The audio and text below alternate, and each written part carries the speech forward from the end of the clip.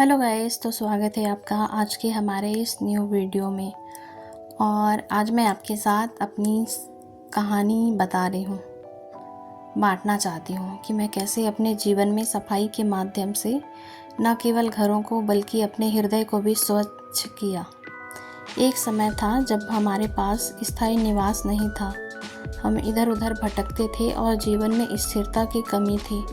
उन दिनों में मैंने अक्सर सोचा कि कोई तो ऐसा परमेश्वर होगा जिसने हमें बनाया है और जो हमसे प्रेम ज़रूर करते होंगे। तो ये सब ख्याल ना मेरे मन में बहुत ज़्यादा आता था, बहुत बार आता था, क्योंकि देखती थी ना कोई ऐसे सुनने वाला नहीं, कोई संभालने वाला नहीं, बिल्कुल बेसहारा और असहाय टाइप का हम लोग ज़िंदगी बिता रहे थे। फिर एक दिन जब हम एक जन के घर गए थे, पहचान वाले के घर में, तो उनके यहाँ हम लोग रात में रुके थे और दूसरे दिन हम लोग सवेरे वहाँ से निकल रहे थे। तो फिर उसके साइड वाले घर में ना एक प्रचारक लोग रहते थे। तो उन लोग हम लोग को बैठाए, बुलाए और परमेश्वर के बारे में बताए। तो हम लोग उनकी बातों को सुने और वहाँ से चले गए। लेकिन मेरे मन में एक सवाल उठता रहा, क्या वास्तव में ऐसा कोई सच्चा परमेश्वर है? फिर मैंने परमेश्वर से प्रार्थना की, यदि आप सच्चे परमेश्वर हैं तो कृपया हमें एक घर प्रदान करें। कुछ समय बाद मेरे पापा के एक दोस्त ने हमें बताया कि उनके पास एक खाली घर है जहां हम रह सकते हैं। वह बिल्कुल वैसा ही था जैसा मैं प्रार्थना में मांगी थी परमेश्वर से। और मैं परमेश्वर को बोली थी कि आप इस टाइप का घर देना, अगर आप दोगे तो फिर मैं समझ जाऊंगी कि आप ही दिए हो। और वो चीज़ ना, घर उस टाइम पे मिलना बिल्कुल असंभव था, लेकिन इतना असंभव चीज़ हुआ था ना हमारे साथ। तो फिर वो चीज़ हम लोग को बहुत अच्छा लगा था। तब लगा था कि वाकई में सही में परमेश्वर है जो हमारी प्रार्थनाओं को सुनते हैं। हालांकि उस नए घर में जब हम लोग रहने लगे ना, तो वहाँ पे कोई प्रचारक नहीं थे। और तो फिर वहाँ पे हम लोग को जान नहीं पा रहे थे ना परमेश्वर के साथ और कैसे आगे बढ़ें, क्या करें। तो फिर मैं जानती थी कि कोई प्रचारक होते हैं करके, जहाँ पे आराधना वराधना होता है।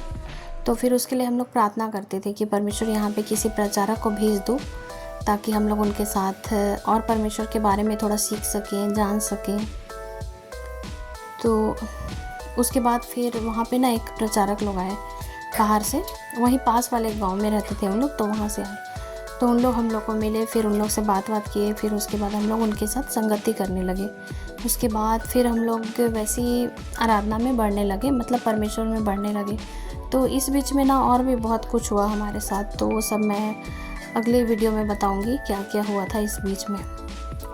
तो अब जब मैं सफाई का काम करती हूँ ना, तो हर कोने को साफ़ करते समय मुझे लगता है कि जैसे मैं अपने हृदय को भी स्वच्छ कर रही हूँ। यह कार्य मुझे याद दिलाता है कि जैसे हम अपने घरों को साफ़ करते हैं, वैसे ही हमें अपने मन और आत्मा को भी स्वच्छ करना चाहिए। मेरी यह यात्रा मुझे यह सिखाती है कि जब हम सच्चे दिल से परमेश्वर की खोज करते हैं, तो वह हमें मार्गदर्शन प्रदान करते हैं और हमारी प्रार्थनाओं का उत्तर देते हैं। मैं आशा करती हूँ कि मेरी यह कहानी या गवाही आपको भी प्रेरित करेगी और सच्चे परमेश्वर को जानने के लिए। और अगर वीडियो पसंद आए तो लाइक, शेयर और सब्सक्राइब ज़रूर करना और दूसरों को भी शेयर करना, ताकि दूसरों को भी थोड़ा सुन के अच्छा लगे और पता चले कि वाकई में ऐसे परमेश्वर हैं दुनिया में जो हमसे सही में प्रेम करते हैं।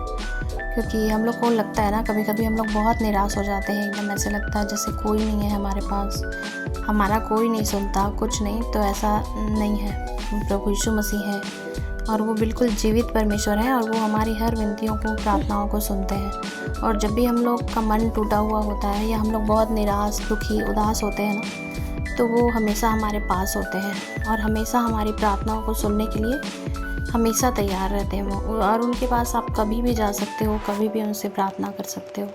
इतने महान परमेश्वर होते हुए ना वो अपने आप को एकदम छोटा बना देते हैं। मैं कई बार देखी हूँ ना कि वो बिल्कुल हमारे बराबर बन जाते हैं। जब भी हम लोग दुखी होते हैं ना, बिल्कुल हमारे बराबर, ऐसे लगता है जैसे कोई हमारा दोस्त है, जैसे कोई हमारे पास आके बैठ गया हो। इतना प्रेम करते हैं ना, एकदम बता नहीं सकती मैं। और तो फिर बस वही बता रही थी।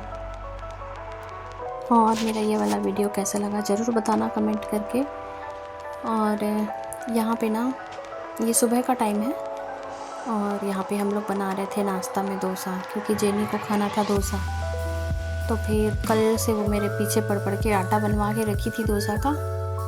फिर उसके बाद कल शाम को भी वो खाई थी वही।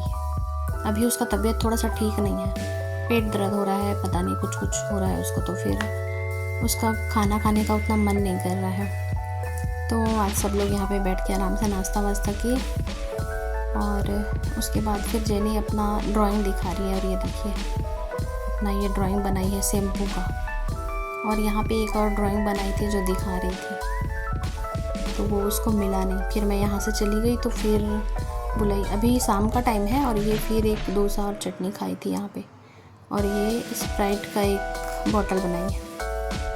तो बस वही मेरे को दिखा रही थी, मतलब आप लोग को दिखा रही थी मैं बनाई हूँ करके।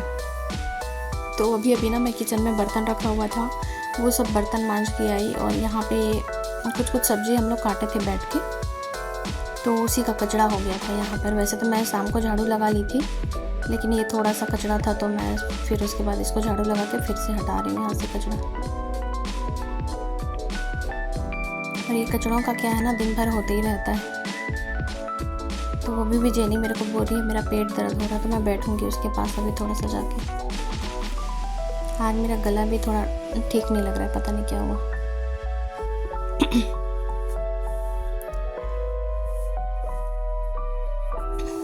मेरे पास बैठो बोल रही थी वो,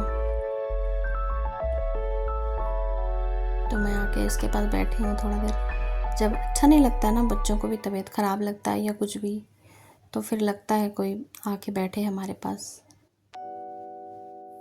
तो इसीलिए उसके पास फिर मैं बैठी थोड़ा देर के लिए। और ये जो सामने में बॉक्स देख रहे हो ना, वो है मिक्सी, वो ग्राइंडर वाला मिक्सी। तो फिर ये मैं मंगाई थी अभी। ये ऐसी असल में हमारा नहीं है, दूसरे का है। तो हम लोग मंगवाए थे, तो यहाँ पे ऐसे ही रखा है, वो हम लोग ले गए नहीं है। और इसका यहाँ पे बोली थी मेरा पेट दर्द हो रहा है, तो मैं बस उसका पेट थोड़ा सा दबा रही हूँ। उसको बोल रही हूँ थोड़ा सा दवाई खिला देती, तो फिर वो लेके आएगी अब दवाई, फिर उसको खिलाती हूँ मैं दवाई।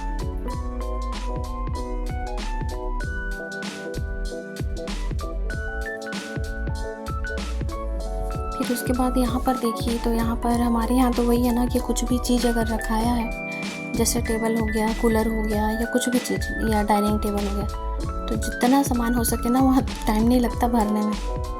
कोई भी आएगा तो जो चीज़ सामने दिखेगा बस वहीं पटक देते हैं लड़के।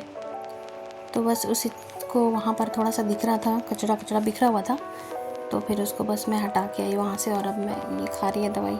इसको बोली थी मैं खिला देती हूँ, नहीं उसको खुद से ही खाना रहता है, तो फिर वो बस खुद से खा रही है।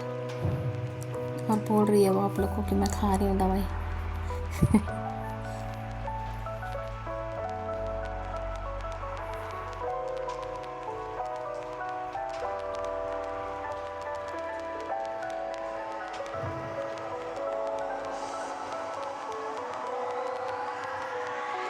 बहुत मुश्किल से खाती है ये दवाई। बिट्टू था ना, तो वो पहले खा लेता था तुरंत अपने आप।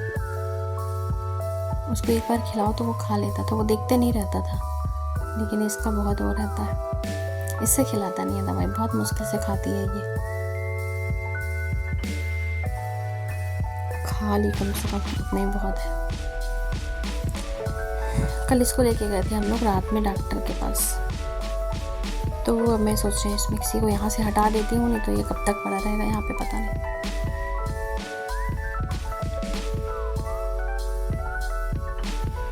तो ये ना पूरा भरा हुआ है, तो मेरा मन नहीं कर रहा अभी इसको निकालने का। बस ऐसे ही अभी दिखा दी हूँ थोड़ा सा। तो ठीक है गाइस, आज के लिए बस इतना ही। फिर मिलते हैं हम कल एक न्यू ब्लॉग के साथ। तब तक के लिए बाय बाय। अपना ध्यान रखिए, खुश रहिए।